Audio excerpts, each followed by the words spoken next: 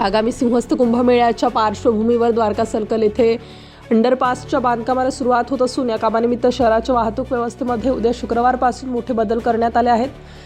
अंडरपासच्या कामकाजादरम्यान सर्व जड अवजड वाहने, खासगी प्रवासी बसेस, एसटी तसेच सिटी लिंक बसेस यांना उद्यापासून द्वारका चौकामध्ये प्रवेश बंद करण्यात आला आहे. ही वाहतूक बंदी 30 जानेवारी 2026 ते 29 एप्रिल 2026 या कालावधीमध्ये प्रायोगिक तत्वावर 3 महिने लागू राहणार आहे.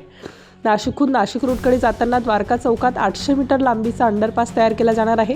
या दरम्यान जड वाहनांना प्रवेशबंदी असणार आहे. द्वारका चौक परिसरामध्ये जड अवजड वाहने, खाजगी प्रवासी बसेस, एसटी आणि सिटी लिंक बसेसना प्रवेश बंद आहे. जड वाहनांना फक्त रात्री 10 ते सकाळी 8 वाजेपर्यंत पर्यायी मार्गाने प्रवासाची परवानगी देण्यात आली आहे. बसेस आणि अवजड वाहनांसाठी प्रशासनातर्फे पर्यायी मार्ग उपलब्ध करून देण्यात आले असून वाहतूक मार्गामध्ये बदल करण्यात आला आहे. नाशिक स्टार न्यूजसाठी सोनवड के, नाशिक.